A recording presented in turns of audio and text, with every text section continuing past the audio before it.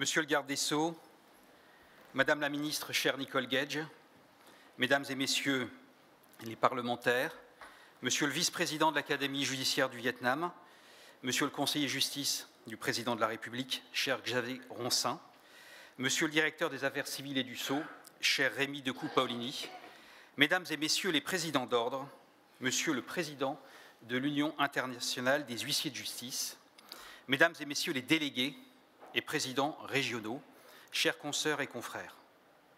Monsieur le garde des Sceaux, je vous remercie sincèrement de votre présence aujourd'hui pour ce deuxième congrès national des commissaires de justice.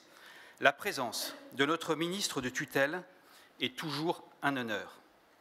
J'attache une grande importance à rappeler que vous êtes le ministre en charge de garantir le respect de nos libertés publiques et des principes qui fondent notre République. L'année dernière, ici même, je vous accueillais pour notre premier congrès national en vous faisant part de la volonté et de la détermination du Bureau national à porter haut et fort la voix de cette nouvelle profession.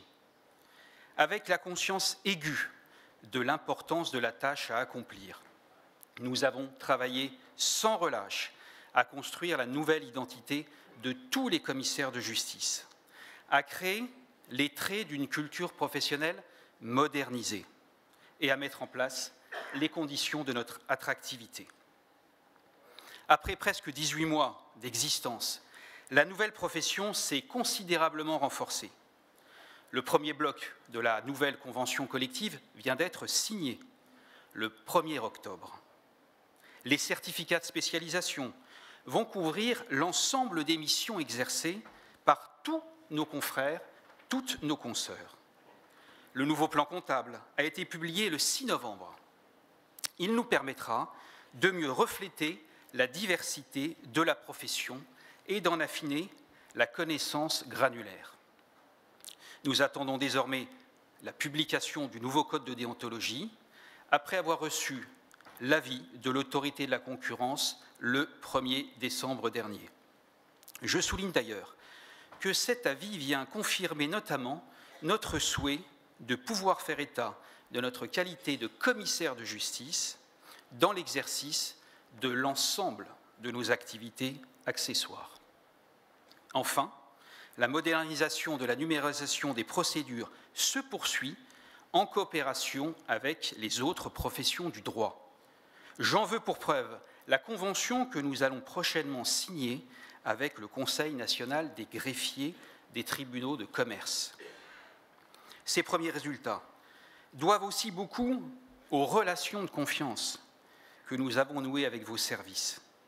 Je tiens à remercier Monsieur le directeur des affaires civiles, Rémy Decaux-Paolini, ici présent, pour son souci constant de faire progresser la profession de commissaire de justice. Je n'oublie pas le renforcement de notre rayonnement à l'international. Nous venons ainsi de signer il y a quelques instants une convention avec l'Académie judiciaire du Vietnam au moment où nous célébrons le 30e anniversaire de notre coopération juridique.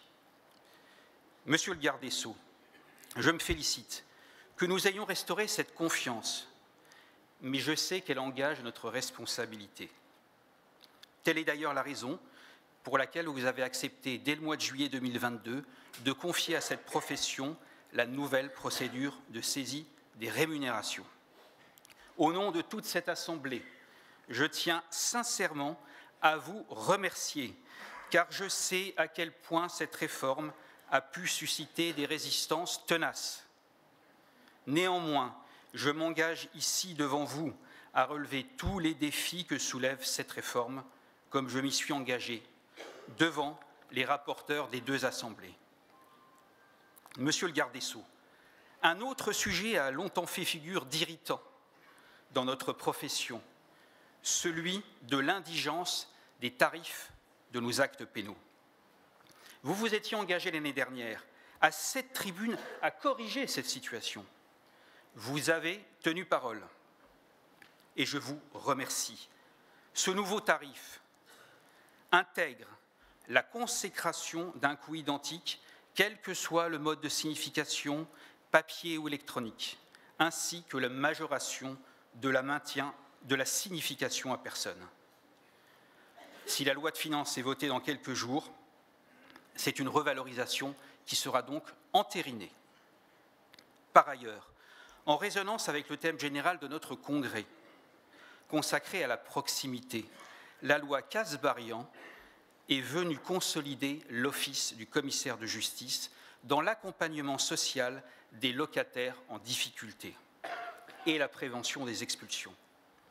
Nouvelle matière monopolistique, hausse partielle du tarif pénal, reconnaissance de notre rôle social, ce sont de vraies avancées. Pour autant, vous le savez, la situation économique de la profession reste difficile et très en deçà de ce qu'elle était avant la pandémie. Ce sont des chiffres inquiétants. Les plus touchés sont nos jeunes consoeurs, nos jeunes confrères, ceux qui doivent assurer l'indispensable renouvellement générationnel de la profession. Ceux surtout qui se sont installés juste avant la crise et qui se retrouvent pris à la gorge avec des charges à rembourser, une inflation galopante. Au vu de ce contexte, j'attire donc votre attention sur la nécessité de donner de l'air à notre profession, à la fois pour qu'elle se remette de la plus grande crise économique de son histoire et qu'elle ouvre son nouveau chapitre sur des bases assainies. Je constate ainsi, objectivement, que les écarts de revenus avec les autres professions réglementées du droit soumises à un tarif comme le nôtre n'ont cessé de se creuser. Or, depuis 2007, notre tarif a connu deux baisses, la première de 2,58%, la seconde de 0,8%. Sur la même période, l'inflation est de plus de 32%. Au regard de ces chiffres et de notre situation, il nous paraît fondé de demander, dans le prochain arrêté tarifaire, une augmentation pour relever la tête, afin de répondre aux défis de la proximité et du numérique, pour renforcer notre rôle d'amortisseur social sur le terrain. Cette demande de revalorisation que je formule devant vous concerne le tarif des actes et des formalités et les tranches du barème. Monsieur le garde des Sceaux, nous ne demandons qu'une juste revalorisation de notre travail. L'extension à notre profit de l'activité d'entremise immobilière en serait une bonne illustration. En tout état de cause, loin de nous recroqueviller, nous entendons rester force de proposition. Par exemple, dans la lutte contre les impayés, qui provoquent chômage et paupérisation des entreprises, grâce à la procédure simplifiée de recouvrement des créances commerciales. Être utile à notre pays, c'est aussi améliorer la gestion des comptes de tutelle afin de mieux protéger les plus vulnérables.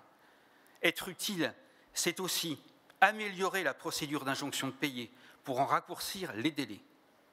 Être utile, c'est simplifier la sermentation de nos clercs pour renforcer la continuité de l'exécution des décisions de justice et consolider notre maillage. Être utile par ailleurs, c'est mesurer l'honneur et la responsabilité de figurer parmi les ambassadeurs de l'amiable que vous avez nommés et défendre dans toutes les cours ce mode de résolution des litiges qui doit permettre, j'en suis convaincu, de faire baisser la conflictualité de notre société en remettant le citoyen justiciable au cœur de la décision de justice pour mieux la légitimer. Monsieur le garde des Sceaux, en ces temps où les populismes prospèrent, où les passions tristes se déchaînent, nous serons avec vous pour porter les valeurs de la République, appliquer les règles de l'État de droit et faire vivre la démocratie. Je vous remercie.